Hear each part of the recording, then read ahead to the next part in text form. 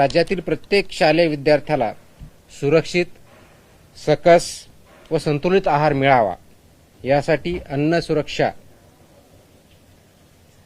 या अनुषंगाने राज्यव्यापी अनुपालन आदेश आपण इश्यू केलेले आहेत।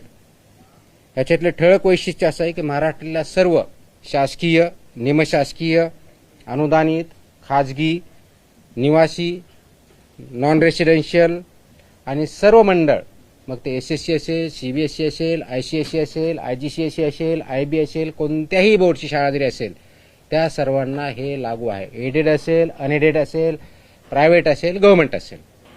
ह्या शाळांमधील कॅन्टीन, टकशॉप, मध्यान्ह भोजन केंद्र ज्याला मिड डे मील स्कीम आपण इम्प्लिमेंट करतो ते, वसतिगृहातले स्वयंपाकगृह आणि सर्व अन्न पुरवठादार जे आहेत वैद्य यांचा परवाना आणि नोंदणी अनिवार्य आहे। शाळेच्या आउटस्कर्ट म्हणजे भिंतीपासून ज्याला आउटर साइड ज्याला म्हणतो त्यापासून 50 मीटर पर्यंत ज्याला HFSS अन्नपदार्थ म्हणतो त्याची विक्री, जाहिरात, विपणन, मोफत वितरणास प्रतिबंध घातलेला आहे।